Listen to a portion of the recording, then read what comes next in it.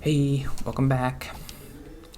So there were a couple notes about Death's End that I had in my notes from a while ago that I wanted to talk about because they were just cool ideas that I forgot to mention. One of them was actually pretty funny. I don't know. The joke isn't ever funny. I mean, the book isn't ever funny. But there's one thing he puts in there that's like, it's like unintentionally, I don't know, maybe he is trying to be intentionally funny, but it seemed unintentional. So, what, I don't remember exactly happens, but somebody falls into a black hole. What was the thing? A man jumps into a black hole, but his life insurance company won't pay because the contract was signed in our frame of reference. And from our frame of reference, he's still always falling into the black hole infinitely. From his frame of reference, he's dead. He can't survive there. But from our frame of reference, we can see him falling into the black hole. That's how black holes work. I think that's kind of... And there was another aspect to it. I'm not smart enough to understand the joke fully. But it was still funny that the life insurance company wouldn't pay it because the contract was signed in our frame of reference, and from our frame of reference, he's still alive. We could see him falling into the black hole. He's not dead yet. So we have to wait until he dies to pay out the life insurance. Like, that's how they get you. That's funny. You didn't read the fine print. If you're falling into a black hole,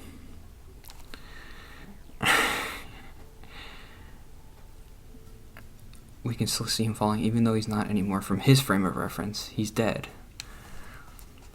But from our frame of reference, I guess because the light emitted from the black hole is, I don't know, I don't remember exactly how it works, but basically anything that falls into a black hole, you can see it because the light escaping is like, the last light of the whatever. Was still funny. Oh, there they are. They're home, and it's okay.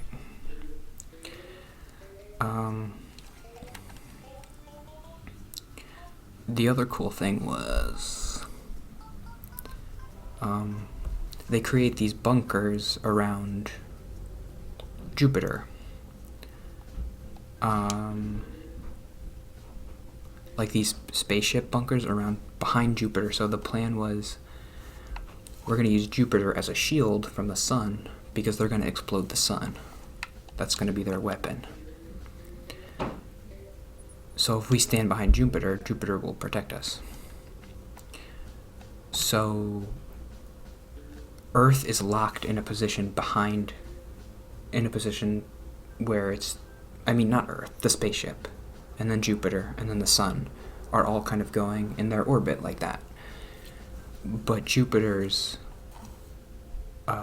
satellites, their moons, are still orbiting regularly around Jupiter. So one of the spaceships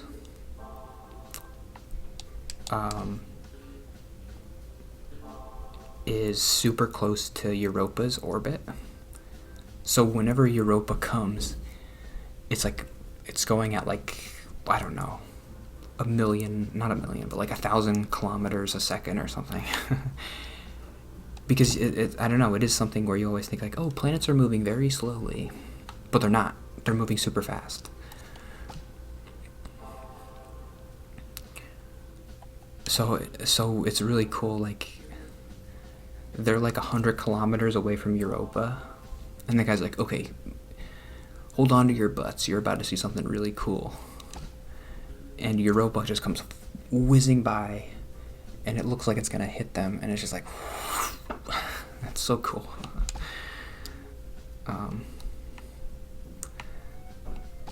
What was it, 14 kilometers a second? That's what I wrote down.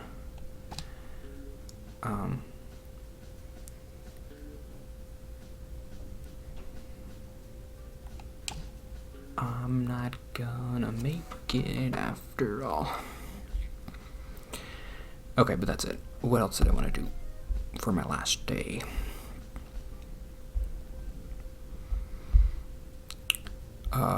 Faith is important. Who cares? Judas.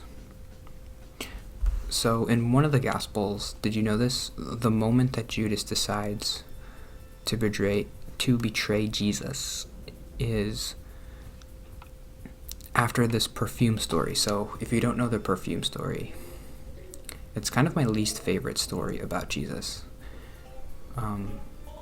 Because a woman has Jesus over and she breaks this bottle of really expensive perfume to rub on Jesus's feet or whatever, because like she really loves him and she thinks that he's the Messiah and everything. And the people who are there, the Pharisees or the disciples or whoever, they're like, Jesus, this perfume cost like $1 million.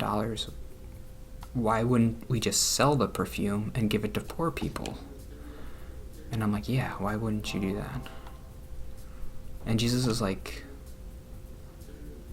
stop pestering this woman for doing a nice thing for me.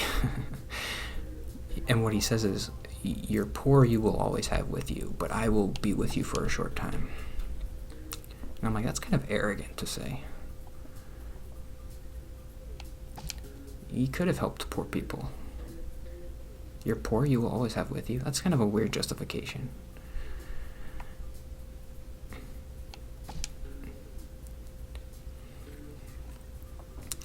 And maybe it's in Mark. In one of the Gospels, it's not in all of them, but basically right after that story, it's like, and that's when Judas decided to betray Jesus. And I'm like, I kind of get it, because that's like, if you're going to pick any point to betray Jesus, like that would be the one for me, because he's being pretty arrogant.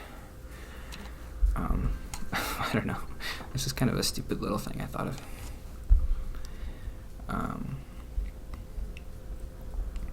Oh, I didn't even mention. So I'm planning to do an improv on Sunday. Today's Thursday. And that was going to be the big thing for me this week. But then obviously the Hinge girl was like, let's have coffee. So that took a bigger precedent, or a bigger whatever. A bigger portion of my brain energy.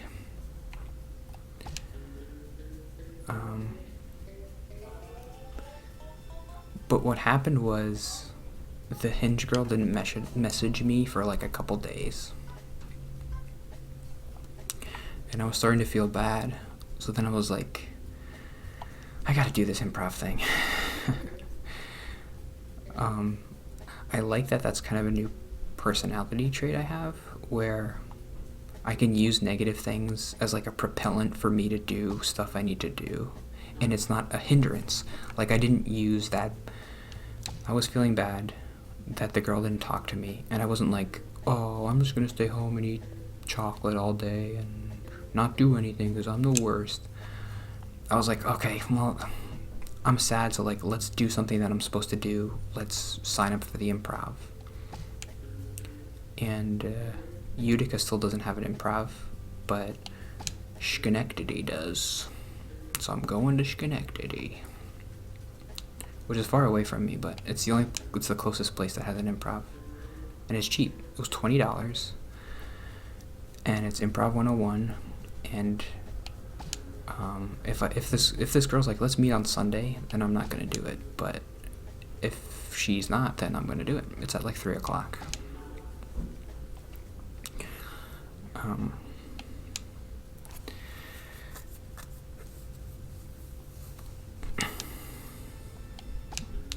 So that's a big deal. I really feel like improv will help me with just like not thinking so much about stuff and just being like, I just want to say stupid stuff. I don't want to be afraid to say something like, oh, that's too lame and that's too stupid. What's the first thing that comes to your mind? Chicken with a hat on it. Oh, that's improv. Just say it. just say it. And that's always been my problem, is like, well, let me think of the perfect thing to say. Well, couldn't think of it, so it's better to not say anything. Sometimes that is true, but then you just end up never saying anything, so that's not good.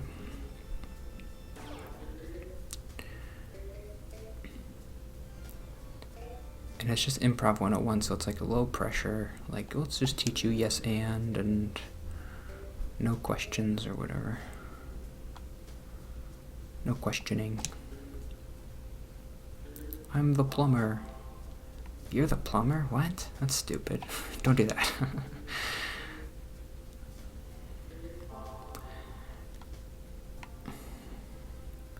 Why are you the plumber? This isn't real. Stop questioning me. Okay. I think I beat it. Pew pew pew pew pew pew pew. One more note.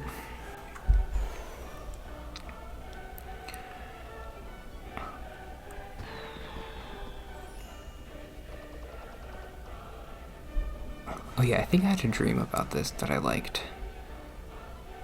I don't know, it might not have been a dream, but I remember waking up at night and writing this note down. I don't know, I've always kind of hated those, in like a rom-com where they have a terrible date montage, or like they go to speed dating, and the girl's like, well, I'm really into sharks, and the guy's like, oh. Like, here's my used tissue collection. And the guy's like, uh-oh, oh, you. This is no good. I've always kind of hated that,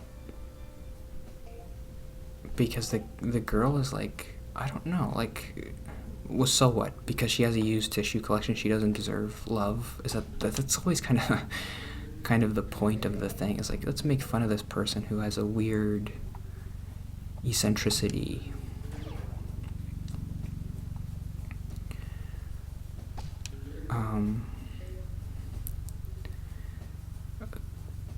I don't know. Maybe it's just because I'm part of the other girl's bad dating montage, but like when I went on those 3 dates, like it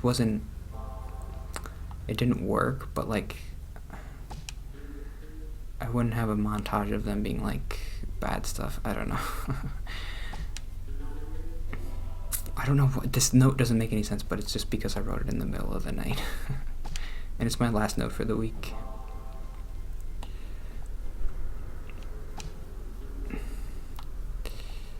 And I got this song stuck in my head, the song that's like, I don't even know the words really, but it's like, what I want you bap boop, hard to handle. And I'm like, okay, that's the song for the bad date montage. You make my dreams come true.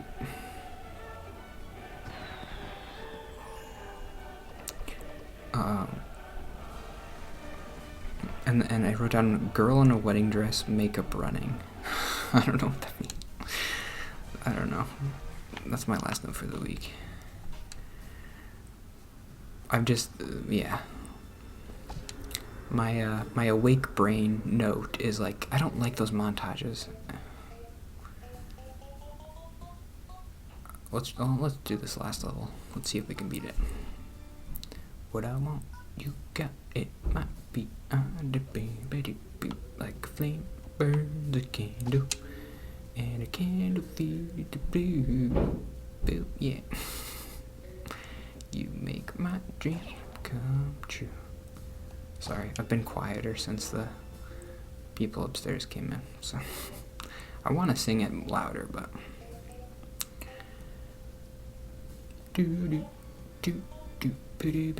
I had a dream about that. I don't remember what the dream was, but I had an interesting dream where I hate the dreams, like the school dreams, the school stress dreams, where like you go to school and you forgot your homework or whatever. I have those dreams all the time.